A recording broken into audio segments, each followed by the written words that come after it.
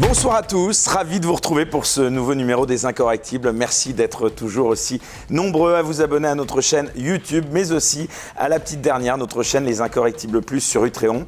Un grand merci également à notre partenaire Kalos pour son soutien. Vous trouverez d'ailleurs en description sous cette vidéo un code promo pour tout achat en ligne sur le site de Kalos. Alors, sans plus attendre, on est ravi d'accueillir un nouvel invité incorrectible. Il est le cofondateur et directeur général de TVL, le nouveau nom de TV Liberté, une véritable chaîne de télévision disponible en exclusivité sur Internet et qui, ces derniers jours, fait sacrément parler. Bon, j'avoue, on se connaît un peu, depuis quelques mois seulement néanmoins, mais il m'a fait l'honneur de me confier son bébé Bistro Liberté, qui, nous n'en sommes pas peu fiers, fait une rentrée fracassante. Mais si je le reçois aujourd'hui, ce n'est pas pour nous auto-congratuler, soyez rassurés, il a en effet une belle actualité puisqu'il a accouché d'un autre bébé. Son dernier ouvrage, intitulé « Défaire le parti des médias », coécrit avec Philippe Millot, par ailleurs président de TVL, aux éditions Bulldog et du Alpha, tout un programme. On va donc, vous l'avez compris, parler de médias, liberté d'expression, mais aussi de son parcours et bien sûr de la très riche et brûlante actualité. Martial Bild, bonsoir. Bonsoir, merci de m'accueillir dans cette émission. C'est une vraie promotion, une promotion canapé d'ailleurs. Et ben voilà, exactement. On va voir jusqu'où ça va aller, mais en tout cas, je suis ravi parce que ça faisait longtemps d'ailleurs que je voulais vous recevoir, cher Martial Bild, et puis le hasard a fait que c'est maintenant. Donc en tout cas, on est ravi de vous recevoir donc, dans Les Incorrectibles. Alors, cher Martial Bild, avant de vous interroger sur votre parcours, sur TVL et sur votre dernier ouvrage, je voudrais d'abord inaugurer avec vous une nouvelle séquence de cette émission. Elle s'appelle l'Incorrectible de la semaine. Je vous propose donc de nous donner celui qui, selon vous, cette semaine, a été le plus incorrectible, c'est-à-dire celui qui a le plus battu en brèche les codes de la bien-pensance et des médias mainstream. Nous allons également demander à ceux qui nous regardent de voter sur Twitter et de nous dire dans les commentaires de cette vidéo qui ils veulent élire comme incorrectible de la semaine. Alors Martial, donc, qui mérite, selon vous, cette semaine, de devenir l'incorrectible de la semaine, premier du nom? Écoutez, moi je dirais plutôt Éric Morillo aujourd'hui. Oui, parce que non, mais là on va vous dire oui, mais c'est pas grave, c'est promotion canapé. Alors donc, merci l'Express. Merci l'Express parce que vous avez eu les honneurs de la presse mainstream, même si c'est un astre mort l'Express. Vous savez, c'est un journal. Moi j'ai toujours dit on tire pas sur les ambulances. Non, mais c'est un journal qui en 10 ans a perdu 2 tiers de ses lecteurs. Vous savez, c'était plus de 450 000. On est à 150 000. Exemplaires vendus. Sans parler des subventions. Non, sans parler des subventions, mais en 2015, vous voyez, quand Drahi a racheté l'Express ou l'a vendu, c'était 10 millions d'euros. À Alain Veil. Voilà, il l'a vendu. Non, alors lui, quand il l'a acheté. Alain Veil est devenu majoritaire. Quand Drahi l'a acheté en 2015, il a payé 10 millions d'euros. Quand il l'a revendu à Alain Veil, il l'a vendu 1 euro symbolique. 1 euro symbolique. Et il est toujours actionnaire. Bon, Alain Veil est majoritaire, mais le groupe Altis est toujours. Bon, voilà, vous avez eu les honneurs de l'Express avec des méchants mots et des gentils mots aussi. Bon, je n'espérais plus, il a fallu que ce soit grâce à vous. Non, c'est bien vous, allez. Bon, écoutez, alors là, je ne sais pas quoi dire. C'était pas le but de cette question. En tout cas, pour commencer, merci donc vraiment cet honneur supplémentaire. Alors, je vous propose de revenir sur votre parcours, Martial Bild, qui vous a conduit à ce que vous êtes aujourd'hui, à savoir, donc je le disais, directeur général de TVL, anciennement TV Liberté, afin que ceux qui nous regardent ce soir puissent en apprendre un peu plus sur vous. Alors, on en vient d'abord à vos origines, si vous le voulez bien. Je crois que vous êtes originaire de la Sarre, qui, pour ceux qui ne connaîtraient pas, est un territoire chargé d'histoire, à cheval entre l'Allemagne et la France, source de nombreuses convoitises pour ses richesses minières et qui est depuis 1955 un territoire allemand. Est-ce qu'il vous reste quelque chose de ses racines familiales? Il me reste mon grand-père qui s'appelait Johann Bild, Jean, et qui a fait le choix de s'appeler Jean, qui a fait le choix de rester français, de venir en France s'installer parce que c'était le choix qu'il avait fait. Sinon, toute ma famille est effectivement paternelle sarroise. On remonte. Bild, c'est un nom de quelle origine? Bild, sarrois, vraiment sarrois. Ma famille serait simple de partir de 1600 jusqu'à 1900 et quelques. Elle ne bougera pas, elle restera à côté d'Elfassen en Sarre et sera une famille de paysans qui se succéderont. Voilà, j'allais vous demander de quel milieu social vous êtes. De paysans modestes, que ce soit par mon père et par ma mère, un milieu modeste. Alors, malgré ses origines, ses racines familiales, on va dire, vous êtes né, vous avez grandi à Paris, vous avez mené des études universitaires. Vous qui vivez depuis près de 60 ans d'abord, est-ce que vous avez vu Paris changer? D'après vous? J'ai une vague idée de la réponse. Oui, je l'ai vu changer et pas en bien.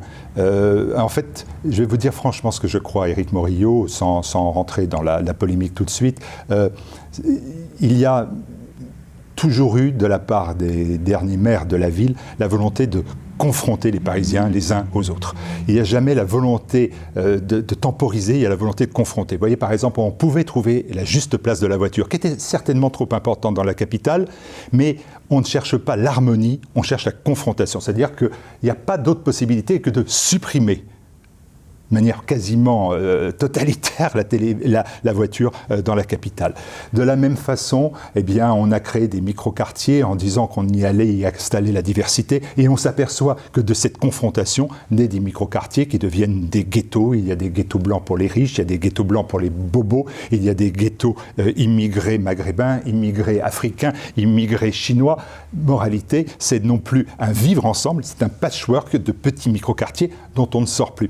On a fracturé la capitale, on l'a fracturée, et ça je l'ai vécu en quelques années, en quelques dizaines d'années, mais ce processus, c'est un processus effet barbe à papa, si vous voulez, hein. C'est-à-dire que ça démarre très doucement, et puis d'un seul coup ça prend forme, et là ça devient une boule de barbe à papa. C'est la même chose. Les problèmes de la capitale sont aujourd'hui insurmontables. Je dis insurmontables parce que je ne vois pas quelqu'un qui soit capable de ramener la sécurité, l'autorité, la propreté, la civilité. Voilà, aujourd'hui l'alternative c'est Hidalgo et les fous qui sont derrière elle, d'extrême gauche, ou Dati, qui est une opposition de carton ou de papier. Donc pas de solution. Pour l'instant. Un petit retour juste en arrière, si vous voulez bien. Vous avez étudié dans le quartier latin. À votre époque, le quartier était hautement connu pour des affrontements politiques qui s'est déroulés. Est-ce que vous avez déjà quelques souvenirs à nous livrer à ce sujet ? Alors, j'ai pas fait mes études dans le quartier latin. J'ai fait mes études à Tolbiac, qui est dans le 13e arrondissement. Autant pour moi. Qui est non, mais c'est pas idiot pour autant. C'est pas très loin, et c'est surtout, ça se tient parce que l'université de Tolbiac avait été dissociée du quartier latin, parce qu'après mai 68, moi j'ai fait mes études à la fin des années 70, début des années 80. À la fin de 68, on se dit que comme ça a été un pôle d'émeutes et de soulèvements, eh bien on va transporter les universités, on va les sortir du quartier latin, on va aller à Malakoff, on va aller à Tolbiac, on va aller, etc. Et donc Tolbiac, c'est la conséquence de la Sorbonne. J'ai fait mes études d'histoire à Tolbiac. Je les ai fait difficilement puisque j'en suis sorti manu militari, grâce aux vigiles qui étaient déjà sympathisants, patriotes à l'époque, ils sont venus me prévenir qu'on venait me chercher. Oui, l'idée était de me défenestrer. Et comme c'est quand même assez haut, ça n'a pas été fait, je suis là, donc tout va bien, je suis assis, donc tout va très bien. Et c'était quand même l'idée, et donc ils sont venus me chercher. J'ai été ce qu'on appelle aujourd'hui exfiltré de l'université. C'était le lot à payer du patriotisme dans une université qui était d'extrême gauche, une université qui s'appelle Mendès France, mais pas le vôtre, pas le Tristan. Hein. D'accord, oui, d'ailleurs amical salut à Tristan, parce qu'à chaque fois qu'il parle de moi ou de nous, ça fait un buzz pas possible. Moi, je référais à son grand-père. Voilà.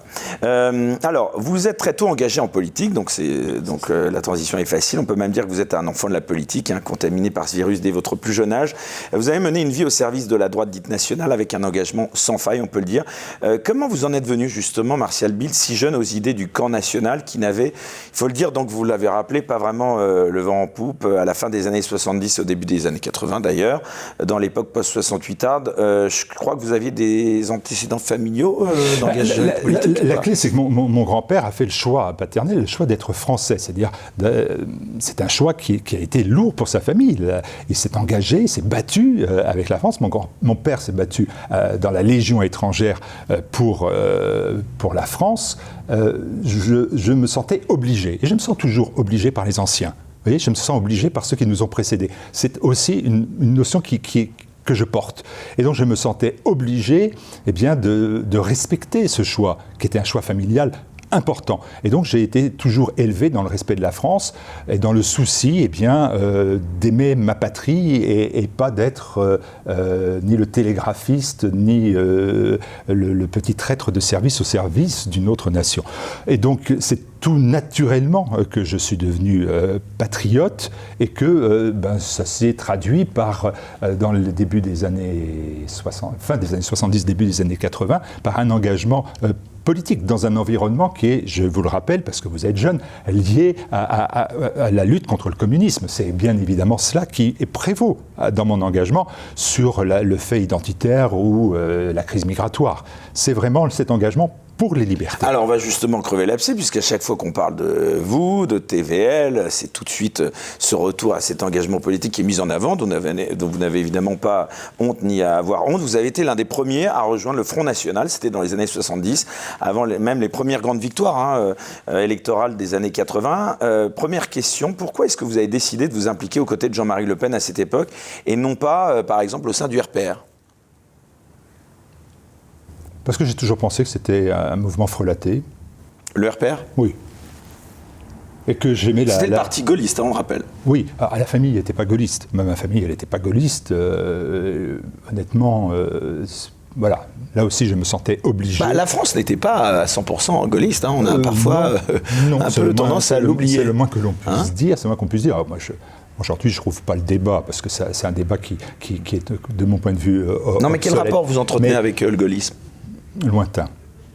Mais je reconnais au général de Gaulle, à la fois, on dit le général de Gaulle, c'était la France, une image de la France. Bon, c'est sûr que quand on voit l'image de la France avec Macron, celle avec de Gaulle, bien évidemment, l'emporte et emporte le respect. Mais moi, j'ai pas été. Non, mais c'est intéressant. Est-ce qu'on peut aujourd'hui dire dans l'estime du général de Gaulle. Voilà, c'est non, moi j'étais politiquement incorrect. Et mon père, un jour, il y avait les professions de foi qui arrivaient, et donc il y avait la profession de foi du général de Gaulle qui arrivait. Moi, j'ai dit, il est beau, mais j'étais gamin, si vous voulez. Bon. Et là, je me suis fait houspiller, tenser, de telle façon que j'ai compris qu'il n'était pas nécessaire que je dise tout le temps qu'il était beau, et j'ai cessé de le dire. Plus sérieusement, dans ma famille, il avait trahi les pieds noirs, il avait trahi les harkis, il avait fait tout cela. Et c'est resté quelque chose de très dur à vivre et qui est une blessure, même si mes parents n'étaient pas pieds noirs, vous l'avez bien compris. Mais néanmoins, c'est une blessure. Cette blessure-là fait qu'il y a eu un éloignement avec le général de Gaulle. Aujourd'hui, on est en 2022, Éric Morillo, donc c'est pas le propos. Et voilà, c'est l'histoire jugera, et c'est pas à moi de le faire. Mais ce qui est vrai, c'est qu'à ce moment-là, rejoindre un parti gaulliste avec la cocarde sur le nez, parce que vous savez, à ce moment-là, les manifestations du RPR, on se met la cocarde comme au bon vieux temps. Tout ça, moi, c'était pas mon barnum, c'était pas le cirque que je voulais. Et donc, je trouvais que Le Pen, et avant lui, parce que je n'ai pas été au Front National au départ, j'étais au Parti des Forces Nouvelles de Tixier et Gauchon, était à la fois Tixier-Vignocourt et Pascal Gauchon. C'était à la fois plus festif. J'étais jeune, j'étais étudiant, lycéen. Je trouvais ça plus festif, plus agréable, plus amusant, plus activiste, si vous voulez. Et puis après, j'ai trouvé que la personnalité de Jean-Marie Le Pen était une personnalité à la fois, je le dis, attachante, je maintiens d'ailleurs ce terme, et aussi... Vous êtes toujours resté en contact avec lui ? Oui, bien sûr. Oui, bien sûr, avec des hauts et des bas. Personnalité en couleur et forcément clivante. C'est vrai, mais j'ai beaucoup de respect, beaucoup d'estime et de respect, et je dois dire même d'affection pour Jean-Marie Le Pen, ça ne changera pas. Et donc j'ai pensé que Le Pen, mais on est en 1980, le jour où j'ai adhéré du Parti des Forces Nouvelles au Front National, c'est en 1980.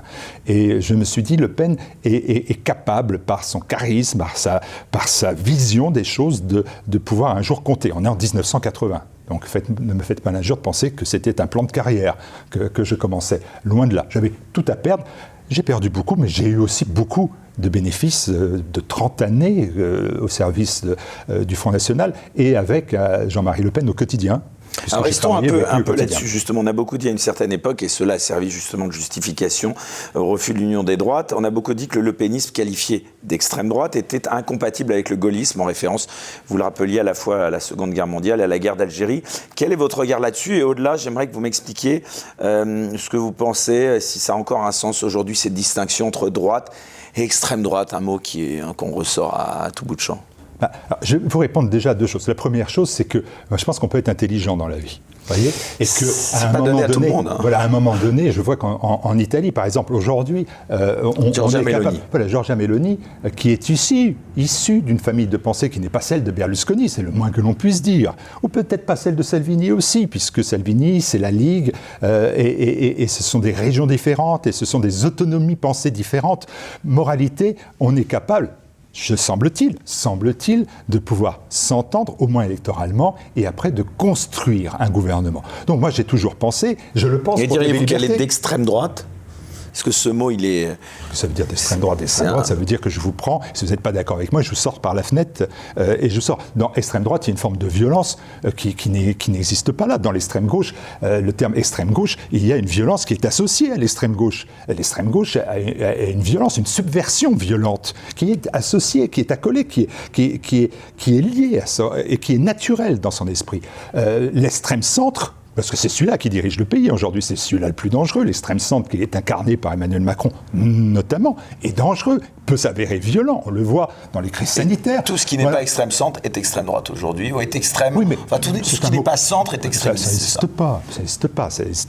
D'ailleurs, on n'arrive pas du tout à allier cela. Donc, quand on dit, il est d'extrême droite, ça va de Chirac a été d'extrême droite.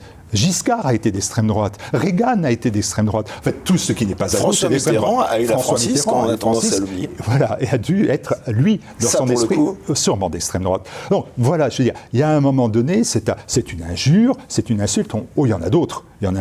Et on n'est pas obligé de s'y tenir. Et on n'est pas obligé, surtout, d'accepter cela. Donc, moi, je n'accepte pas le terme. Le terme nationaliste, est-ce que c'est une insulte pour vous?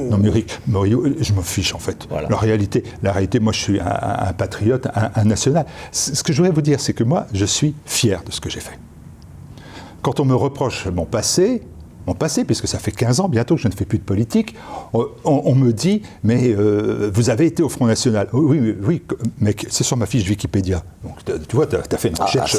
Elle est chargée. Bon, elle est sur la fiche. Je ne l'ai pas changée. Je suis fier de ce que j'ai fait. Je suis fier d'avoir, à l'âge de 16 ans, puis après, de manière plus sérieuse et plus fondée, lutté contre ce que je croyais être l'essentiel de mon combat. Je vous l'ai dit, qui était contre le communisme, contre une idéologie totalitaire qui avait de même matrice que l'autre idéologie mortifère du XXe siècle. C'est contre cela que je me suis engagé, pour les libertés, contre le communisme. Et le communisme, c'était une réalité, qui était une réalité à 500 bornes de Strasbourg, à l'époque. Bon, et c'est cela. Pendant le même temps, je voyais autour de moi, et je vois encore des gens qui s'expriment et qui soutenaient qui Staline, qui Lénine, qui Trotsky, qui Mao, qui Pol Pot, qui étaient des assassins, des criminels qui ont tué des millions de personnes. Moi, je n'ai jamais soutenu un criminel. Je ne me suis jamais senti d'une école qui était celle d'un leader, d'un patron, d'un dirigeant d'un autre pays. Moi, je suis français. Et donc, j'ai toujours eu mes références en France. Et je suis désolé aujourd'hui, et vous le faites bien, et vous avez raison de le faire. Mais je me justifie de quelque chose dont honnêtement plus personne a justifié. Vous avez bien compris pourquoi je vous demande ça, parce que c'est une rengaine qui revient tout le temps, et avec le succès de TVL, on n'a pas fini de vous rappeler ce passé pour tenter de nous disqualifier TVL. Et vous avez raison de le faire. Mais ce que je voulais que vous compreniez, c'est que d'un côté, je m'en fous parce que je suis fier. Deuxièmement, j'attire votre attention que si vous avez Denis Oliven qui est ici, qui a été le PDG de Nouvelle Obs, qui a été le PDG d'Europe 1, qui a été le PDG de la FNAC, qui a été le PDG de tant de choses, qui est aujourd'hui aux mains le président du comité de surveillance du milliardaire Kretinsky, et qui donc a, Télé 7 jours, public et toute autre chose, lui, Denis Oliven, il a mon âge. Il n'a pas le même parcours, moi j'ai un parcours modeste, lui il a un parcours de grand bourgeois dans le 16e arrondissement de Paris. Mais à ce détail près, lui, quand moi j'ai été patriote, lui il s'est engagé à l'extrême gauche, mais pas à l'extrême gauche de l'extrême gauche, dans les comités rouges, à gauche de la LCR. Au moment des années de plomb, c'est-à-dire au moment où l'extrême gauche, elle tuait en Italie, elle tuait en Europe, quelques années après l'attentat de Munich. Est-ce qu'on vient dire à Denis Oliven qu'il est responsable de tout ça ? Est-ce qu'on dit à Denis Oliven qu'il est responsable en tant que trotskiste de tout ce que le communisme a fait dans le monde et ses 100 millions de morts ? Ben non, ça passe comme une lettre à la poste. Et moi, je serais obligé de justifier mon engagement patriotique qui est sain, qui n'a pas de sang sur les mains. Il ne faut pas faire chier. Ça a le mérite d'être clair. L'engagement politique, il n'a pas été... Enfin, vous l'avez, comme vous dites, eu pendant très longtemps, mais vous n'auriez pas aimé poursuivre dans la politique. On a vu qu'il y a une évolution, puisque évidemment, ça n'a échappé à personne. Marine Le Pen a succédé à son père, et là, il y a eu une rupture. Est-ce que vous pouvez nous parler de cette rupture ? C'était autour de 2008, c'est ça ? Enfin, pourquoi vous avez décidé finalement de quitter le Front National à cette époque ? Parce que je n'étais pas en accord avec lui. Enfin, en l'occurrence avec Marine Le Pen. Avec Marine Le Pen. Je note que Marine Le Pen a suivi un chemin qui est le chemin du succès, et pas encore de la victoire, mais celui du succès. Vous pensez que la victoire est à l'arrivée, peut-être à l'arrivée pour Marine Le Pen? On parle de l'élection présidentielle. Hein. Je ne sais pas, mais je ne dirais pas non. Je ne sais pas. Elle n'en a jamais été aussi proche, c'est ça que vous laissez entendre. Disons qu'elle a réussi son parcours. Il faut lui donner acte de la réussite de ce parcours. Ça n'est pas le mien, ça n'est pas mon engagement, ça n'est pas la forme que je vois pour mon pays. Ce n'est pas exactement cela. Mais est-ce que son succès, pardon de poser cette question un peu provocatrice, est-ce que ce n'est pas justement le fait que ce qui était avant était peut-être voué à l'échec? Mais peut-être. Ou à la marginalité? Mais peut-être. Mais ça ne m'appartenait pas. Le Front National ne m'appartenait pas. C'est pas parce que j'en étais le directeur de la communication interne, que j'avais le journal, etc., qu'à un moment donné, je me suis dit, ça m'appartient. Ce n'était pas Bild National, c'était Front National. Et dans ce front, il y avait plusieurs sensibilités qui étaient respectées. À un moment donné, j'ai eu le sentiment que ces sensibilités-là n'étaient pas toutes respectées, que des fois, des engagements spirituels, etc., amenaient à ce que l'on soit mal jugé.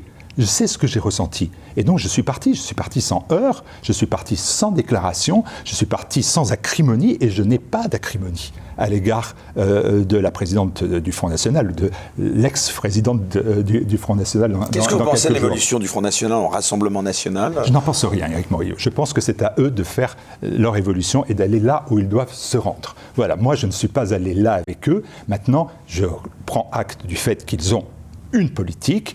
Je la laisse la mener, comme je laisse à M. Zemmour la possibilité de le faire, comme à M. Dupont-Aignan, comme à M. Asselineau, comme à M. Philippot. Chacun, et bien d'autres, ont le droit d'avoir un horizon, une doctrine, et d'essayer de gagner.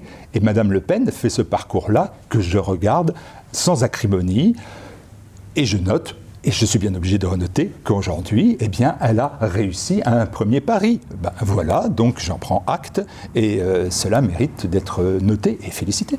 Un petit mot sur, on va dire, l'échec, en tout cas aujourd'hui, d'Éric Zemmour, puisqu'il n'a pas atteint quand même l'objectif qui s'était fixé.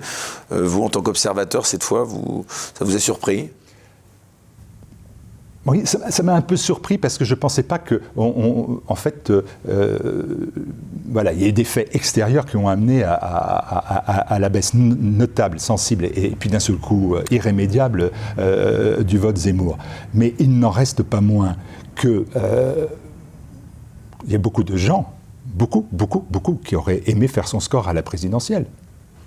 On rappelle les candidats du Parti socialiste qui en 65 ne font pas 7%.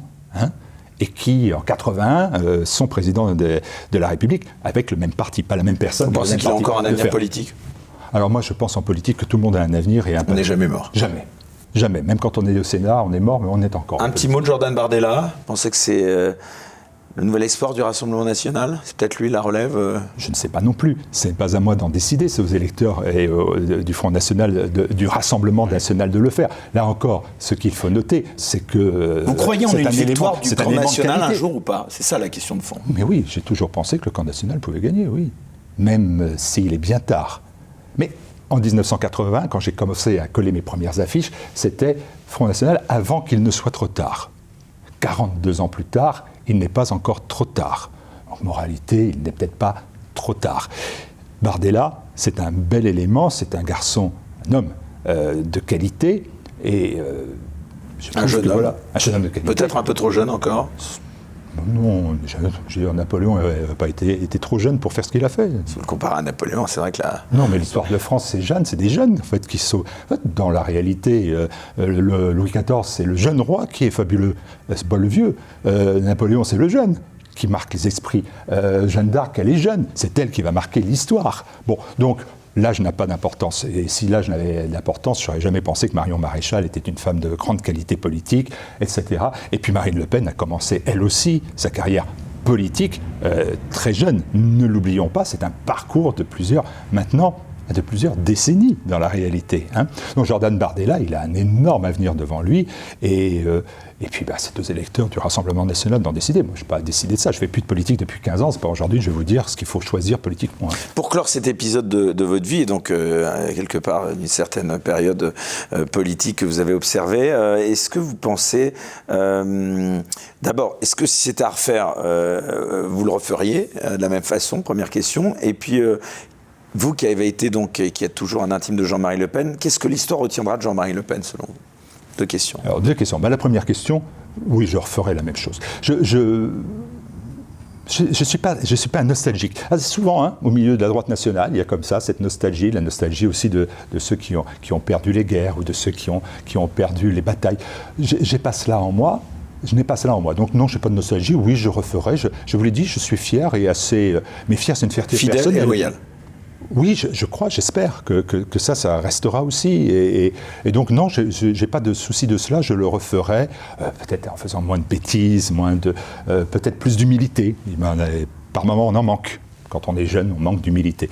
J'espère aujourd'hui que ça est Il y a eu bien quelques géré. erreurs du côté Jean-Marie Le Pen.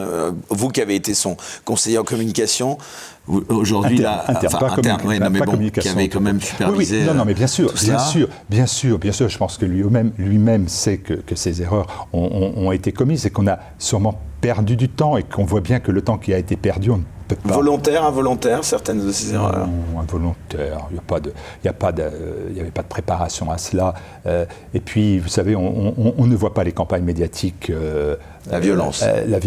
Et on ne les voit pas arriver. Or, aujourd'hui, on condamne pour un mot une personne. Le Pen en a fait les frais en premier. Et aujourd'hui, c'est devenu coutumier pour tout le monde, si j'ose dire. Et maintenant, on rafale tous les gens. Donc non, je ne crois pas qu'il l'ait fait exprès. Mais ce qui est vrai, c'est que on n'avait pas de temps à perdre. Et que 88, si on avait réussi mieux, eh bien, on aurait gagné 15 ans, 10 ans, si. Mais avec des si, on refait le monde. Et l'idée que j'ai de Jean-Marie Le Pen aujourd'hui, vous m'avez demandé ce qu'on gardera de lui. Oui. C'est sa clairvoyance. C'est sa clairvoyance. Et sa clarté. Et son courage. Parce que moi, j'atteste du fait d'un énorme courage. Et ça restera. Alors bien évidemment, le Pen d'aujourd'hui, et s'il m'écoute, il va être offusqué de cela. Mais c'est un homme qui aujourd'hui a un certain âge, on ne va pas dire lequel comme ça, je ne vais pas me fâcher avec lui définitivement, mais qui a un certain âge et qui n'est plus le Pen que j'ai connu. Le Pen que j'ai connu, il a 50 ans. Donc donc c'est une puissance humaine, physique, une intelligence qui est au service. Voilà, et c'est vrai, le menhir, ça fait pas marrer. On dit, il s'appelle le menhir, les gens disent oui. Ils disent pas, c'est une blague, vous plaisantez. Force de la nature, c'est ça. Ah oui, une force de la nature. Et puis, quelqu'un qui est droit dans ses bottes, et qui est humainement un homme dur, mais loyal et... Certains disent qu'il s'est adouci avec le temps. En tout cas, il n'est pas très rancunier, puisque apparemment, j'avais appris récemment qu'il avait revu Bruno Maigret, par exemple. Mais c'est possible. C'est sûr qu'il a revu Bruno Maigret, ça c'est certain. Je le sais, de source sûre. C'est possible que le temps aidant, on oublie ça. Mais moi, j'ai vécu moi-même des difficultés avec les uns et les autres dans le combat politique. Les choses. C'est du passé maintenant, ou vous pourriez revenir en politique? Ah, pas du tout. Ça. Ah, c'est fini. C'est fini. Alors, là encore, dire, mais c'est fini, mais c'est jamais fini, comme on n'est jamais mort en politique. C'est jamais fini. Non. Si Marine Le Pen, demain, vous appelle pour venir à ses côtés? Non, elle ne m'appellera pas, et ça tombe bien. Une question récurrente que je pose à chaque émission, avant d'aborder la deuxième partie de l'émission, comment est-ce que vous pensez que dans 50 ans, ou même un siècle, les historiens parleront de notre époque ? Si tant est que, j'espère, on puisse encore parler dans 50 ans de notre époque et qu'on soit toujours... Elle sera, de mon point de vue... une situation pas trop dramatique. Elle s'inscrit dans une période de décadence. Décadence culturelle, décadence intellectuelle. Ah, vous rejoignez Philippe de Villiers que je recevais la semaine dernière sur cette Philippe a raison. Elle ne pourra pas s'inscrire dans une renaissance. Elle s'inscrira forcément dans une période sombre, d'autant plus sombre, et vous le dites vous-même, que l'issue paraît très, très, très, très, très sombre. Donc ça sera une période de décadence, ça sera une période où l'on aura changé un peuple sans l'accord du primo-arrivant, si j'ose dire. Ça sera donc une période qui sera regardée avec beaucoup de tristesse, mais à chaque période de décadence et à chaque affaissement civilisationnel, il y a eu ce qu'on appelle une renaissance. Et donc c'est là que j'espère que nous aurons à voir et à vivre. Vous aurez plus de chances que moi de le faire, mais souhaitons-nous l'un et l'autre de pouvoir l'avoir, cette renaissance. Et quelquefois, on le voit à travers des fulgurances, à travers des personnages, à travers des prises de position, à travers des nations, eh bien que cette renaissance, elle peut se faire. Donc ce n'est pas trop tard, de mon point de vue. Alors, Martial Bill, abordons à présent donc cette deuxième partie de l'émission, puisque au-delà de l'homme politique, vous êtes également devenu, enfin et même vous l'avez toujours été, un homme de médias. Vous avez commencé très tôt, puisque vous avez, donc on le disait, animé et lancé des années 80 différents médias. Vous aviez notamment lancé Radio Le Pen, je crois, si je me trompe. D'abord, première question, avant de parler de ce livre Défaire le parti des médias, on le rappelle, donc coécrit avec Philippe Millot, d'où vous vient ce goût pour les médias ? Parce que peu de gens le savent, mais vous êtes en réalité un précurseur de YouTube notamment. Vous aviez créé au début des années 2000, si je ne me trompe, une plateforme de vidéos en ligne dont le nom était, j'apprends à personne, lepen.tv. Vous regrettez pas de ne pas avoir monté YouTube, vous seriez peut-être milliardaire alors qu'il est, puis nous, on serait sans doute beaucoup plus libre. Ah oui, sûrement, vous avez raison. Alors, j'ai le profil de la Silicon Valley, j'ai le profil. Mais plus sérieusement, dans... Ce goût pour les médias, d'abord. Alors, ce goût pour les médias, en fait, ça naît d'un ressentiment et d'un manque. Je trouvais que, dans mon engagement politique, en fait, que les vecteurs d'information étaient aux mains des mêmes, déjà, à l'époque. Et que ces vecteurs d'information, il me paraissait impossible à l'époque... L'extrême gauche, en l'occurrence. Oui, à l'extrême gauche, à la gauche et à l'extrême gauche. Et il me paraissait, à l'époque, j'insiste bien, impossible de contourner ces vecteurs d'information. Voilà, c'est des tuyaux d'information, je ne voyais pas ni comment les bombarder à l'américaine, ou ni comment les empêcher, et je me suis dit, ce qu'il faudrait faire, c'est créer nos propres vecteurs d'information. Et aider de Le Pen, qui a lui toujours eu cette même idée, donc c'était bien dans le cadre du Front à l'époque, qui a eu lui aussi cette même idée, il avait diffusé des disques historiques, il avait diffusé, et de toutes sortes, et y compris d'extrême gauche d'ailleurs, on l'oublie, mais c'est aussi parfaitement exact, il a dit sur la guerre d'Espagne, etc., qu'il publiait, se disait, voilà, il va falloir que la mémoire, que la culture, je la transmette sous une forme différente, puisque ces vecteurs d'information ne la transmettent pas comme je le souhaite. Et donc nous avons cherché, parce que je n'étais pas tout seul, loin de là, tous les moyens de faire connaître, de diffuser une information en dehors de ces vecteurs. Et j'ai bien compris qu'à la fois il fallait une école de formation de journalistes, c'est-à-dire des gens qui s'apprêtent à pouvoir apporter une information qu'on appellera aujourd'hui alternative, si vous me permettez l'expression qui est maintenant c'est plus moderne. Anticiper sur la question suivante. Et aussi d'utiliser les moyens techniques. Et les moyens techniques,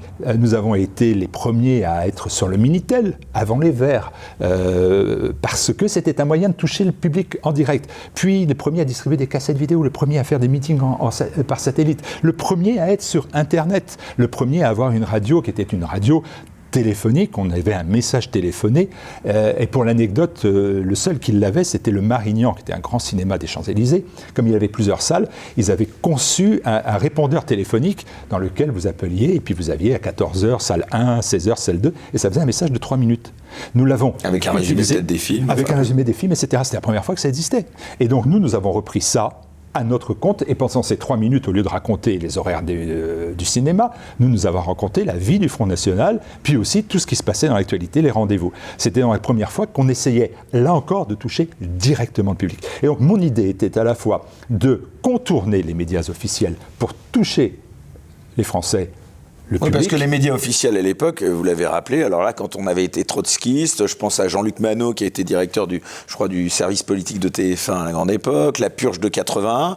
Là, quand on avait un passé qui était d'extrême gauche, il n'y avait pas de problème du tout. Oui. Et on avait... il y avait ce qu'on appelle une chasse aux sorcières quand en 80 est arrivé.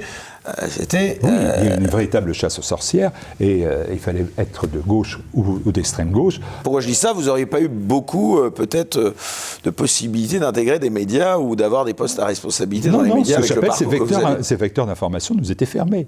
Et ils étaient fermés à l'ensemble d'une pensée, à double tour. Aujourd'hui, ils le sont encore, mais ils sont complètement dépassés, ce qui les amène d'ailleurs à prendre des décisions et à amener une censure à tout va, parce qu'ils voient bien qu'ils sont débordés.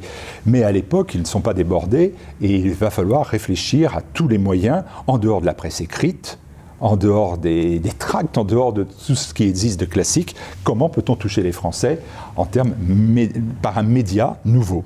Voilà. Et on arrivera aussi à la plateforme vidéo, si possible.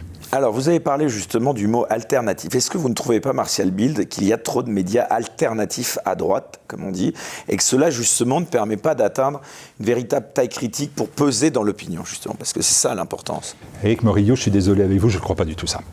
Ah, vous l'avez déjà, la taille critique sur TV, c'est colossal, oui, on va le rappeler dans un instant, mais... Que sans fleurs fleurissent. Que sans fleurs fleurissent. Vous voyez, là, je vais repartir à l'extrême gauche. Il n'y a pas un éparpillement façon puzzle quand même des médias dits de droite ou de la droite nationale Je vais être un pragmatique. Premièrement, s'il n'y avait que TV Liberté, on s'endormirait. TVL maintenant. TVL, on s'endormirait parce que quand on a un monopole, regardez TF1, monopole, c'est une chaîne de télévision, un monopole, et puis quoi qu'on en dise, elle s'endort. Elle refait les mêmes émissions, elle refait les mêmes procédés, et puis à un moment donné, ça ne marche plus. Et bien là, en ce moment, TF1, ça ne marche plus. Voilà, ça ne marche plus. Ça ne marche plus aussi bien. C'est faux. Je regardais il y a quelques jours, là, il y avait une émission, enfin, je ne sais pas laquelle, mais c'était, on disait que c'était un échec évidemment d'audience. C'était 2 millions de téléspectateurs. Et là, quand je vois que Bistro Liberté, on en est au 4e, c'est 500 000 vues. Alors, c'est pas les téléspectateurs tout à fait, mais enfin, on est à un quart potentiellement d'une audience d'un prime sur TF1.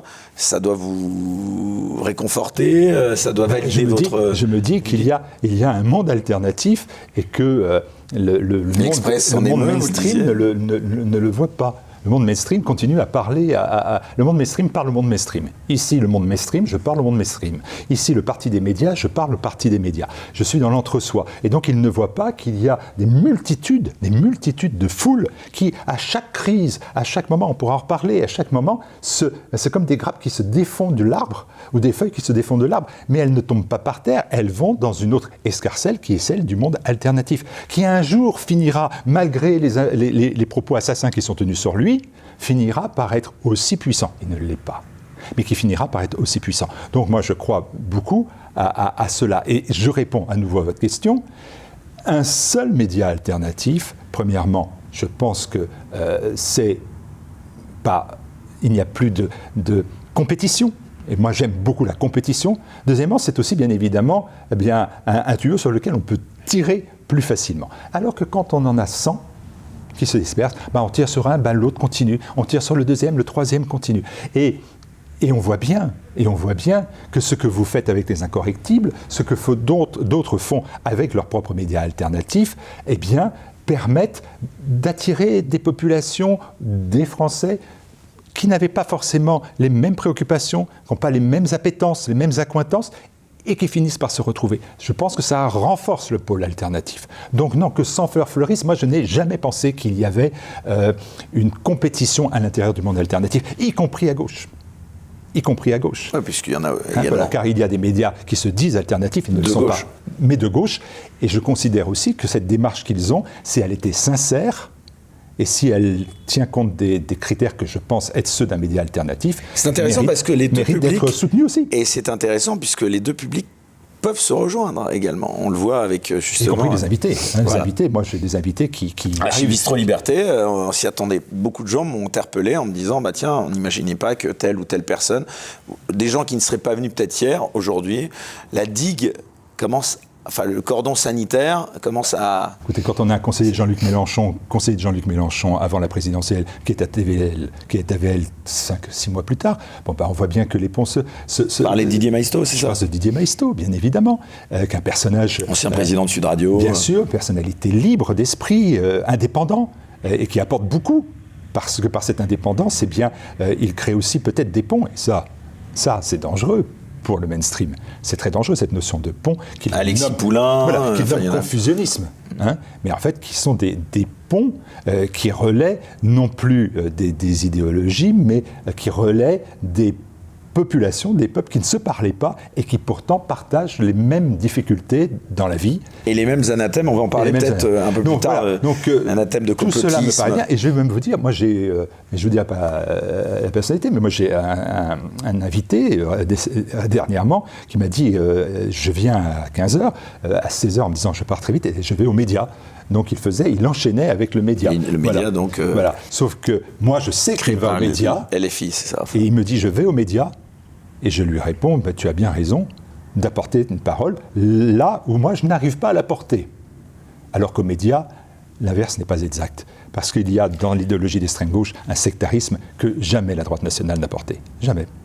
D'ailleurs, c'est intéressant ce que vous dites là, puisque je ne vais pas dévoiler qui, mais il y a une personnalité qui récemment m'a dit je suis convaincu que mon public est le même que celui de TVL, mais je ne franchirai peut-être pas encore, enfin, j'aurais peut-être pas le courage encore de venir, mais bon, ça avait l'air d'évoluer quand même. Bah, cette femme a tort. Ah, bon. Il y en a beaucoup de femmes, donc toujours pas. Ça va, ça vous fait quand même 40 millions de personnes. Je pense. Alors revenons un instant donc à la genèse, à la création de ce projet donc TV Liberté. À l'origine, TVL aujourd'hui un véritable succès.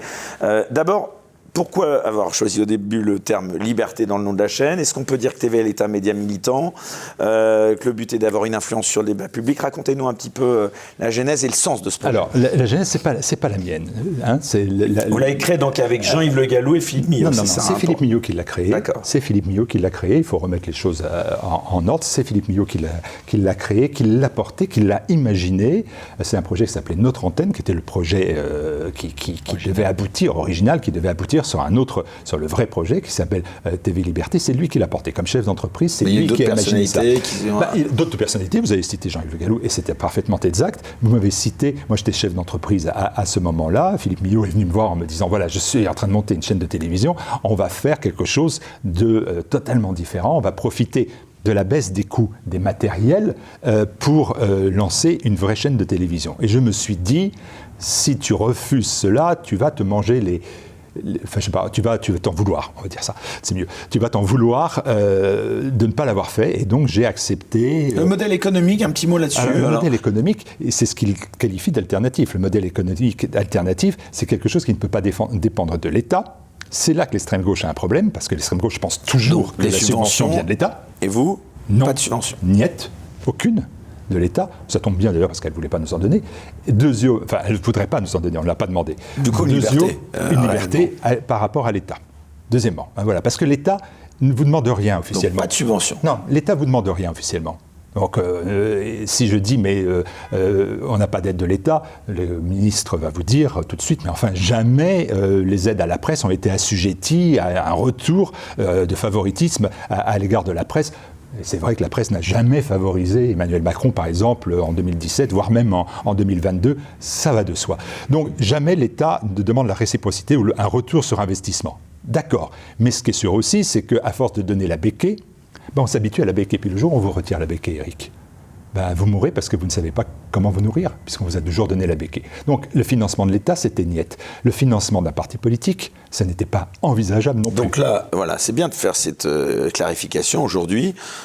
TVL n'est afféodé à aucun parti politique. À aucun. Ce qui lui a permis en 2017, il existe depuis 2014, donc en 2017, en 2022, d'appeler à voter pour tous les candidats du camp national. Du camp national, défenseur de l'esprit français. Défenseur de l'esprit français. Donc vous voyez, ça va largement au-delà. On aurait pu y associer 1/10 de François Fillon et 1/1000 de...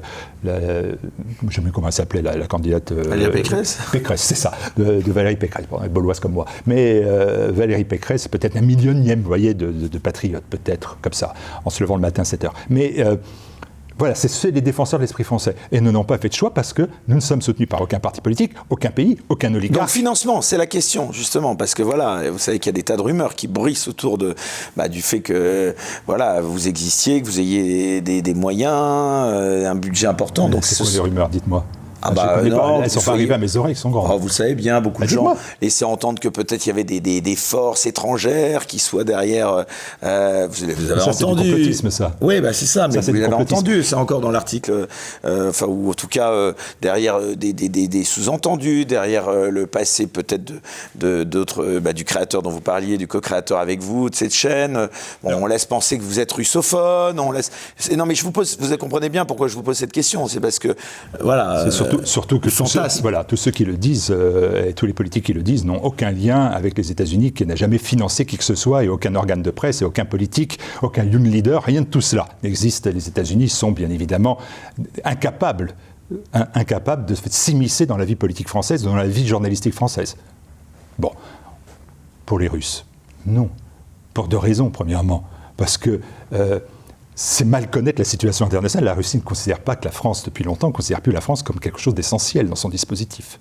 Déjà l'Europe, mais encore plus la France. Donc il n'était pas nécessaire de miser sur la France, alors que ça ne rentre pas dans le plan d'action, aujourd'hui, ou dans la doctrine qui était celle qui était au Kremlin. Premier point. Deuxième point, quand les Russes ont eu à financer quelque chose, ils l'ont fait à travers leur propre chaîne. Ils ont Russia Today. Voilà, qui, et de manière absolument scandaleuse, est interdite.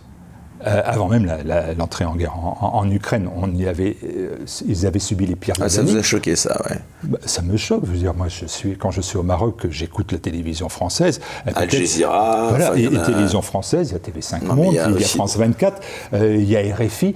Si à chaque fois qu'il y avait un problème avec la France, on coupait ces chaînes de télévision, je trouve que c'est une régression démocratique incroyable. Donc, ce que l'on fait à Russia Today, écoutez, Russia Today, c'était marqué Russia Today. On ne trompait pas le téléspectateur. Quand il arrivait dessus, il avait bien compris qu'il n'était pas sur la chaîne de Marc Dorcel. Donc, par définition, il savait qu'il était sur une chaîne qui diffusait non pas une propagande, mais une information qui se voulait plutôt agréable à l'égard de la Russie. Donc, c'était marqué sur le paquet. Donc, il n'y a pas de tricherie.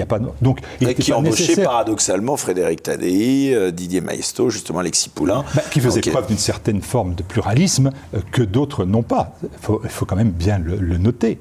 Donc moi j'ai trouvé ça scandaleux et je maintiens que c'est scandaleux parce que c'est comme si on disait CNN est une chaîne américaine, il faut la supprimer parce que les Américains sont désagréables avec la France. Et c'est vrai qu'ils le sont souvent. Bon, mais non, on sait que quand on est sur la chaîne américaine, on écoute un programme qui est globalement pro-américain, pro-OTAN, anti-russe, etc. Donc le modèle économique, pardon de revenir à ça, de TVL aujourd'hui, c'est 100% donateur, c'est ça ? Oui, bien sûr. Incroyable. Bien sûr. Mais c'est pas incroyable. Pourquoi c'est incroyable? Non, mais c'est bravo. Il y a des structures, l'Église vit depuis... partie prenante maintenant à l'affaire. L'Église vit depuis 2000 ans comme ça, elle s'en sort encore, malgré elle, mais malgré tout. Donc non, le don, le financement participatif, c'est plus sympa. Ça fonctionne, ça fait du téléspectateur... Beaucoup de salariés, d'employés, enfin je ne sais pas comment... Aujourd'hui, on est 25 au total. C'est un écosystème d'une trentaine de personnes qui travaillent ou vivent avec TVL. Et ça aussi, c'est une fierté. Ça, c'est même la plus grande des fiertés que nous avons avec Philippe Millot, parce que nous avons créé des journalistes qui peuvent, pour leurs idées, vivre de leurs idées et qui, je le dis ici, n'ont absolument rien à envier aux journalistes de médias d'information. J'ai travaillé à CNews, à Sud Radio. Vraiment là-dessus, je vais sauf pas... le salaire. Sauf le salaire, ça c'est autre chose. On va dire qu'ils sont beaucoup mieux payés. Oui, c'est sûr.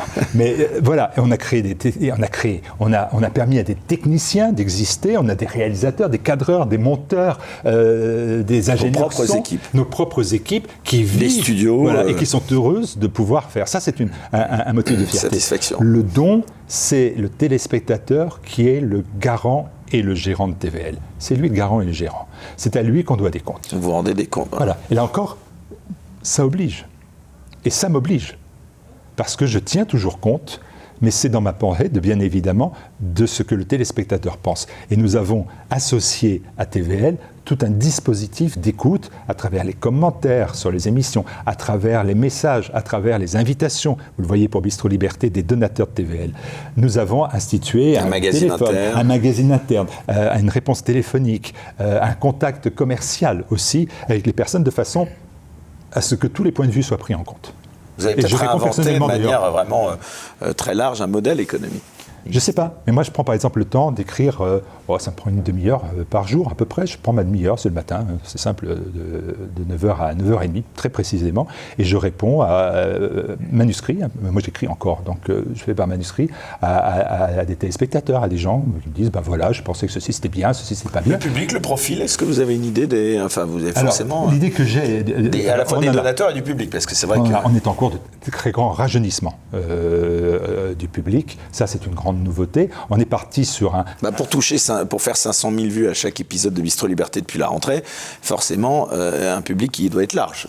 Mais très large et très surprenant, parce qu'on a commencé avec la Manif pour tous, en 2014, c'était la Manif pour tous, c'était concomitant à ces événements-là. Combien d'abonnés à votre chaîne YouTube ? 580 000 bientôt. Près de 600 000. Près de 600 000 bientôt, avec une coupure il y a 2 ans. Donc, si on voulait agréger, si on pouvait agréger les autres, vous aviez été censuré une première fois. Si on pouvait agréger encore une partie où ils ont rompu, si vous voulez, la dynamique. On serait au-delà, je pense qu'on serait à 750 000, 800 000, mais bon, peu importe. Mais on a commencé avec la Manif pour tous, qui était donc une révolte, mais qui était une révolte d'une catégorie sociale, tout à fait respectable, bien sûr. On a avancé au fur et à mesure sur d'autres révoltes, d'autres catégories, et aujourd'hui, on a un public qui est beaucoup plus composite. Je prends le bus l'autre jour, j'ai 2 jeunes qui me disent « Ah ouais, on te connaît », donc le tutoiement était sympa, « On te connaît parce que c'est toi avec Papacito ». Donc on ne savait pas que c'était Martial Bild, on savait que c'était TVL et Papacito. Ils avaient vu une émission, je crois, Bistro Liberté, que je faisais encore à l'époque avec Papacito, et ils avaient retenu cela. Donc voilà, c'est un public hétéroclite. C'était peut-être on te connaît, on sait où t'habites, on va te casser la gueule. Non, c'était super sympa. Non, j'ai pas ça. Non, j'ai pas ça. J'ai pas ça. Non, j'ai pas ça du tout. Des marques de sympathie. Non, mais c'est ça qui est bien tout le temps. de préciser. Parce que finalement, je prends un VTC. Non, mais c'est pour les journalistes de l'Express, de Conspiracy Watch, pour Tristan Mendes France. Il faudrait peut-être rappeler que vous n'avez jamais, enfin moi, d'ailleurs je vous en suis gré, depuis que je présente Bistro Liberté, je n'ai que des signes amicaux pour les quelques personnes qui, comme vous, m'apostrophent de temps en temps. Bien sûr, mais c'est un public à tout. Moi, donc ils sont complètement décalés. Les VTC dont on peut dire quand même que souvent ils ne sont pas d'origine française historique. Souvent, ils regardent TV, elle.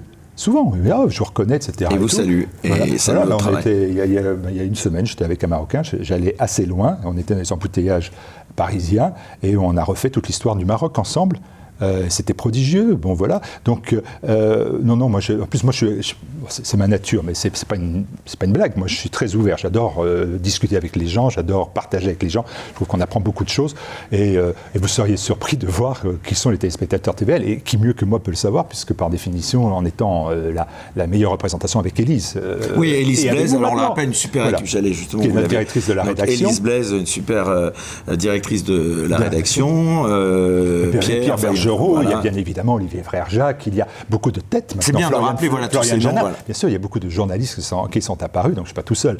Mais c'est vrai que c'est un succès collectif. Vrai que c'est moi qu'on voit encore le plus, parce que je les appelle au ton, parce que je fais des messages, etc. et tout.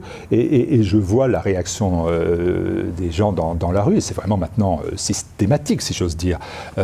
Et c'est toujours très sympa, et c'est aussi un motif de fierté, hein, c'est sympa. Qu'est-ce que vous répondez justement à ceux-là, encore une fois, bon, on va pas faire toute l'émission là-dessus, mais à tous ces gens-là qui, encore plus récemment, là, tout d'un coup, nous attaquent, vous attaquent. Disque TV Liberté est une chaîne d'extrême droite, ça c'est le terme qui revient tout le temps, une chaîne complotiste, c'est là-dessus que je voulais vous faire réagir. Enfin bref, toutes les qualifications que nous connaissons bien. Qu'est-ce que vous leur dites, toutes ces attaques? Est-ce que, malgré tout, est-ce que ça vous atteint pas? Est-ce que ça vous renforce pas, au contraire, encore plus dans ce combat sur la liberté d'expression? Non, mais ça ne m'atteint absolument pas. Je n'ai rien à faire. Ça passe. Mais ils sont morts. Ils sont morts. Ils le savent ou ils ne le savent pas. En termes d'influence, c'est ça. En termes d'influence. Des fois, on me dit, mais tu as vu ce qui se dit dans Libération? Moi, je lis tous les jours Libération, donc je n'ai pas de souci avec cela. Je lis tous les jours Libération. C'est un astre mort. Gérard Kretinsky, on le parlait, il a filé 15 millions en septembre. 15 millions d'euros pour que Libération s'en sorte. C'est un prêt qu'il doit rembourser, je ne sais plus quand. Tout ça est mort. S'il n'y a pas l'aide de la presse, ils sont sous perfusion. Ils sont sous perfusion. Et ils sont en soins palliatifs. Moi, j'allais poser une question. Mais comme ils sont pour l'euthanasie, moi je suis aussi, dans ce cas-là, pour l'euthanasie, je voudrais qu'ils meurent dans la dignité. C'est-à-dire qu'on arrête de les financer. Voilà. Mais que c'est simple. Vous faites les incorrectibles avec vos moyens. Ah ben ça je D'accord ? C'est vous qui vous sortez vos tripes avec vos moyens. Et vous y arrivez. Eh bien, que la presse fasse la même chose. Enfin, quelques aides, voilà, comme vous dites, oui, nous aussi, on a des donateurs maintenant sur les Incorrectibles Plus, et puis quelques aides comme Kalos, mais en effet, on va les chercher nous-mêmes, et on n'a pas des subventions automatiques. Quand vous achetez l'humanité, vous n'achetez pas l'humanité, mais si vous achetez l'humanité, ça fait un bout de temps si vous achetez l'humanité, les Français paient 50 centimes à chaque exemplaire. Quand vous achetez le Parisien, ça appartient à Bernard Arnault, c'est la deuxième fortune au monde. Et on lui donne 10 ou 12 millions d'euros par an pour subventionner le Parisien. Mais c'est donc pas quoi, c'est quoi ? C'est plus un mécène, puisqu'on lui file du fric. Et 12 millions d'euros, ça lui sert à mettre le quart d'un tableau dans ses chiottes d'art contemporain, c'est-à-dire dans ses chiottes. Et donc, mais à quoi ça correspond ? Ça correspond à quoi ? C'est donc pas un mécène. Donc à un moment donné, il faut arrêter. Si tu n'es pas capable de faire vivre ta chaîne par tous les moyens, publicité, etc., ou ton journal, eh bien c'est qu'il ne mérite plus d'exister. Il faut en changer le contenu, la formule. Et quand on est aujourd'hui dans les médias publics d'État, quand on y rentre à vie. Enfin, je veux dire, CNews, vous y êtes entré, et puis quand ça ne marchait plus, ou quand vous avez plus voulu que ça fonctionne parce que vous n'y étiez pas bien, on rompt un contrat, puis on recherche un travail ailleurs, et on se ressort à nouveau les tripes. Vous rentrez sur France 2, vous y êtes à vie. Vous devenez syndicaliste, vous faites votre carrière, et puis vous faites votre retraite, on ne voit plus, on ne sait même plus qui vous êtes dans un placard. Mais le salaire tombe tout le temps. Mais le salaire tombe tous les mois. Mais combien de salaires sur le service public tombent sans que les gens travaillent ? Les gens sont dans des placards, on ne les revoit pas. Tout ça n'est pas possible, parce que tout ça, ça ne représente pas une petite somme, ça représente 6 milliards par an que l'État donne d'aide à la presse. 6 milliards 2. Bon, on est en droit d'exiger en retour le pluralisme. On est en droit d'exiger en retour la neutralité. Cette semaine, l'Express parle d'une guerre culturelle menée par TVL. Qu'est-ce que vous leur répondez ? C'est du complot. Ce sont des complotistes. Mais ils passent leur vie à comploter, ces gens-là. Et ils voient toujours quelque chose qui est en train de se former. D'ailleurs, il n'y a jamais... je suis un ancien de ceci, donc je suis toujours un ancien. Bon, je vous ai dit, je m'en fiche. Mais ça fait quand même 15 ans que j'ai arrêté la politique. Je veux dire, c'est quelqu'un qui a divorcé depuis 15 ans. Tu ne dis pas... Ton copain qui a divorcé depuis 15 ans, tu lui dis « Oh, dis donc, salut Maurice, t'es l'ancien et ton ex Béatrice ». Ton ex-Béatrice, elle n'existe plus, elle est partie depuis 15 ans, tu t'es remarié, tu as fait des enfants, etc. Ben non, c'est toujours ton ex-Béatrice. Moi, j'ai toujours le droit à ça, à ex. Et puis, c'est toujours des alliances qui se sont faites. On a toujours des liens avec celui-ci, avec la tante à Jules. Jules qui a eu un chien, le chien a vu Le Pen qui a vu la tante... Enfin, ce sont des complotistes. Dans la réalité, ils pensent comme des complotistes. Et ce n'est pas notre façon de penser. Ils sont dans le complot permanent. Et ils ne vivent que de cela. Est-ce que vous irez jusqu'à dire aujourd'hui que la liberté d'expression, qui était censée être une valeur fondamentalement de gauche, elle ne serait pas davantage une valeur de droite ?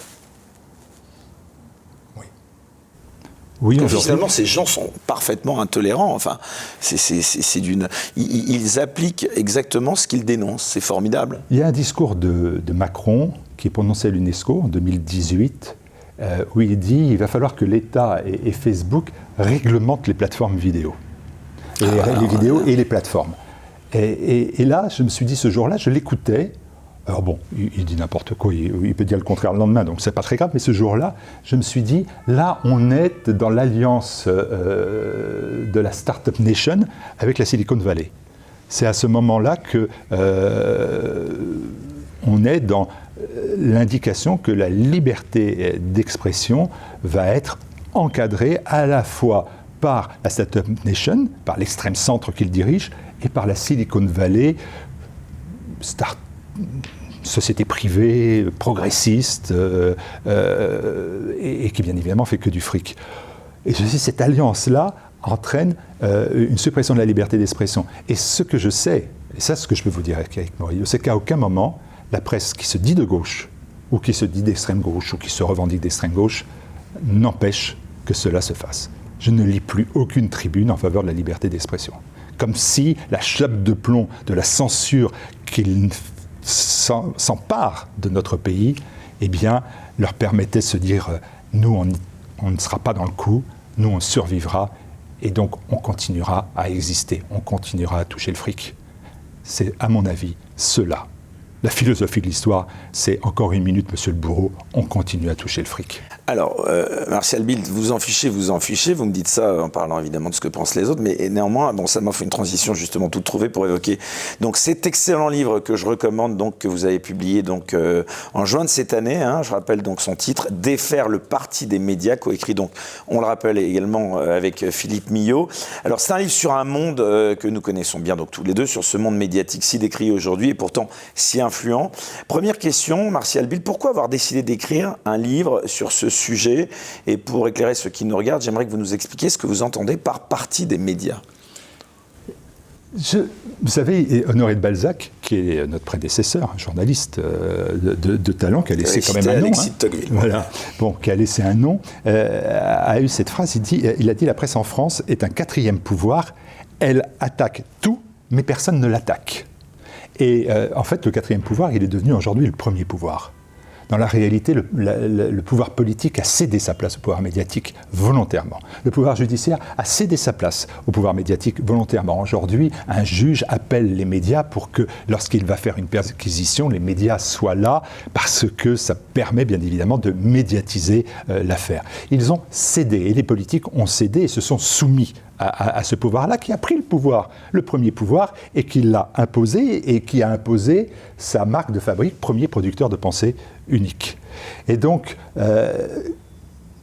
face à cela, comment faut-il réagir?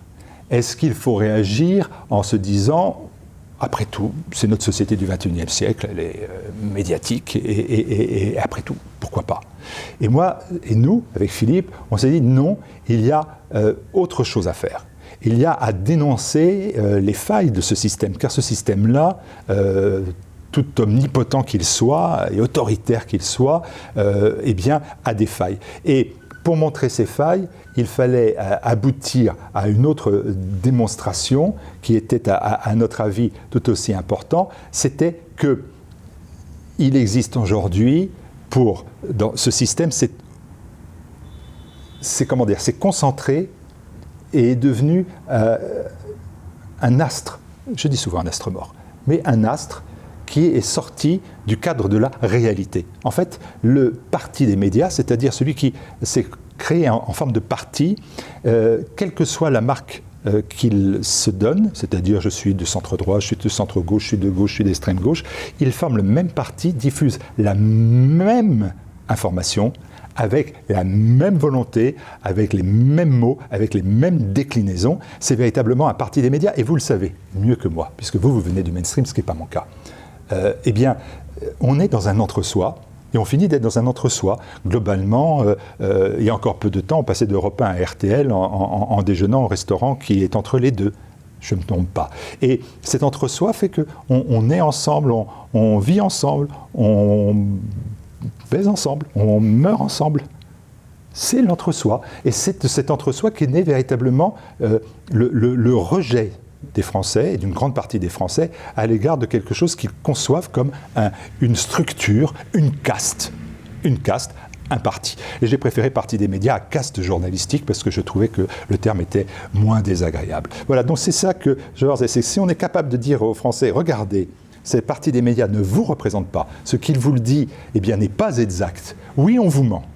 Oui, on vous trompe, sciemment, volontairement, et qu'il y a le moyen de penser autrement, qu'il y a le moyen d'avoir d'autres avis, et que votre avis à vous, même s'il n'est pas celui des médias mainstream, il est respectable et doit être respecté. À partir de ce moment-là, on peut défaire le parti des médias. On ne sait pas qu'il y a une responsabilité également des écoles de journalisme là-dedans?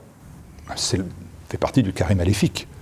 Il y a l'État dans le carré maléfique, il y a bien évidemment aussi les annonceurs. Les annonceurs, souvent les mêmes que ceux qui détiennent les journaux, ce qui aide, mais les annonceurs, bien évidemment, font peser sur les médias une forme de dictature. Vous l'avez vécu pour CNews, où d'un seul coup, par une campagne d'extrême gauche contre... Quand Éric Zemmour est arrivé à l'antenne. On mène une campagne, c'est Sleeping Giants, mais une campagne d'extrême gauche, de militants d'extrême gauche, qui demande aux annonceurs de cesser de financer la chaîne. Bon. Ces mêmes annonceurs qui sont les apôtres du wokisme pour certains. Bien évidemment, et de la cancel culture, puisque la mondialisation et la cancel culture procèdent de l'augmentation de leurs bénéfices. Donc par définition, tout ça n'est que financier. Donc il y a les annonceurs, dont on parle rarement, et puis il y a les écoles de journalisme. Ruffin a dit que l'école de journalisme, ce qu'il a fait, lui, c'est une forme d'abrutissement. Et je trouve que c'est une forme de décérébration. C'est une forme d'uniformisation cérébrale des jeunes, et je suis désolé de dire que très peu en sortent intacts. Il y a une uniformisation, et une uniformisation qui procède, mais là encore je vous prends un témoin. C'était Laurent Berton-Corsevet ici qui nous disait qu'il avait fait le SJ Lille, qui est le temple de l'école de journalisme, et qu'il a pensé vraiment des étudiants, et c'est une sorte de... Ils font des simulacres d'élection, enfin c'est absolument édifiant à quel point ils sont déconnectés de la population. Moi je pense qu'il ne faut pas faire d'école de journalisme. Je pense que l'école de journalisme, on est tous seul sur le terrain. Capables d'être journalistes, je pense. C'est seul sur le terrain. Et moi, je vois aujourd'hui des jeunes qui prennent BFM, LCI, enfin, je veux dire, partout. Moi, je n'ai pas Non, mais ils sont tous forgés sur le même moule, quoi. Ils sont forgés intellectuellement sur le même moule, mais on s'aperçoit... On pourrait dire ça de Sciences Po aussi. Ils envoient à BFM des jeunes filles avec la caméra maintenant, vous voyez comment on procède, avec la jeune fille toute seule, et elle part faire son reportage, et elle le monte, etc. C'est les JRI qui font tout, payés avec un lance-pierre. Bon, c'est cette école-là de journalisme, c'est sur le terrain qu'elle s'apprend. Et ces écoles de journalisme, ils coûtent des fortunes aux jeunes et aux parents, et aux jeunes qui les remboursent 10 ans après les avoir quittés. Encore, moi je considère que c'est sur le terrain et en fait, être journaliste, pour moi, c'est un tempérament. Dans la réalité, c'est un tempérament. Donc, des écoles pour tempérer les tempéraments, ça ne me va pas. Et donc, l'école de Lille, c'est pas une imposture, parce qu'elle fait son travail. Elle fait très bien son travail. Elle fait très très bien son travail. Mais c'est un travail qui mène à idéologique et qui mène, bien évidemment... qui mène à une forme identique de pensée et de pensée unique. Pour clore cette partie sur les médias, et puis on va aborder enfin la dernière partie de l'émission, évidemment parler de l'actualité, qu'est-ce que vous pensez justement de ce phénomène que des médias alternatifs comme TVL ou d'autres chaînes YouTube comme celle sur laquelle d'ailleurs nous sommes aujourd'hui, ou plutôt je vais poser la question différemment, est-ce que vous pensez que ces médias pourront un jour avoir l'influence malgré tout des médias mainstream, parce que même si on les dénonce, ces médias mainstream ont encore une influence considérable. Pour ma part, j'ai la faiblesse de croire que oui, que le phénomène est en train de s'inverser, que ces médias mainstream sont peut-être des médias has-been dans quelques temps, et beaucoup plus vite qu'ils l'imaginent. Je vous l'ai dit, ce sont des médias qui ne vivent parce que l'État leur permet de le faire. Non, mais ça va pas s'arrêter du jour au lendemain, a priori. Le jour où ça s'arrêtera pas, mais si ça s'arrêtait, ça serait... La redevance publique, si. Mais la redevance, non, mais ça c'est une imposture. Ah. Non, mais ça c'est une imposture. Oui, ça c'est une imposture. Écoutez, alors là, vous avez 2 secondes ? Bien sûr, je fais quoi ? On payait une redevance, 138 €. On la voyait sur nos feuilles d'impôt, d'habitation, taxe d'habitation, on voyait 138 €. Donc on gueulait tous, bien évidemment, en disant on paie 138 € pour avoir des programmes de service public non pluralistes, non neutres, engagés, idéologisés, qui nous blessent, qui nous insultent, qui nous dégueulent dessus, globalement. Bon. Et qui ne portaient pas les combats des Gilets jaunes, millions de personnes, de la Manif pour tous, millions de personnes, des bonnets rouges, centaines de milliers de personnes, des gens qui étaient pour les libertés et contre, contre le fait des contraintes autoritaires qui ont été menées de liberté pendant la crise sanitaire, des millions de personnes, tout ça, ils ne nous étaient pas portés et on payait 138 €. Bon, donc on pouvait gueuler. Aujourd'hui, on nous dit, mais non, vous ne payez pas la redevance audiovisuelle. Il y avait 2 possibilités. Éric Morillo, soit on la supprimait, soit on faisait ce que moi je propose avec Philippe Millot dans Défaire le parti des médias, mais là, il faut vraiment le bouquiner parce que c'est un moment important de cela, c'était que chacun ait la possibilité de choisir avec ses 138 €. Comme la taxe d'apprentissage, quoi. Oui, comme la taxe d'apprentissage, comme les dons que vous faites. Bon, quand vous faites des dons aux associations, au moment où vous payez l'impôt, vous donnez les noms des associations que vous avez aidées. Bon, et bien là, vous donnez le nom des médias et vous choisissez les médias que vous souhaitez. Tous, bien évidemment. Tous. Et puis ceux que vous ne voulez pas, vous ne les citez pas. Et puis bien, on aurait vu cela. Mais là, dans le cas présent, vous me dites on supprime la redevance audiovisuelle, elle n'est pas supprimée. Ben, vous pensez que les 4,7 milliards pour le service public, on va arrêter de les donner. Le ministre et le président de la République ont dit qu'on ne touchera pas à l'enveloppe qui est pour le service public. Donc on va continuer à donner 4,7 milliards. Les 4,7 milliards, il faut bien les trouver quelque part. Donc ce sont dans vos impôts, dans votre TVA, c'est dans vos impôts. Moralité, vous continuez à payer 138 €, mais vous ne le savez plus. Donc vous arrêtez de gueuler. Tour de passe-passe, magique, imposture. Vous continuez à payer les médias qui vous insultent et qui vous dégueulent dessus. Donc, retour à votre question. Je suis désolé parce que j'ai fait une assise. Mais voilà, c'est non. La redevance audiovisuelle, vous continuez à la payer sous une autre forme. Mais elle n'est plus marquée. C'est tout. On poursuit dans un instant cet entretien sur Utréon. Pour cela, rien de plus simple. Vous cliquez sur le lien en description sous cette vidéo. On viendra bien sûr sur les sujets brûlants de l'actualité de la semaine, à commencer par le terrible assassinat de la petite Lola. On parlera également du fameux article 49.3. On remercie au passage notre partenaire Kalos de nous soutenir chaque semaine. On se retrouve donc dans un instant. À tout de suite.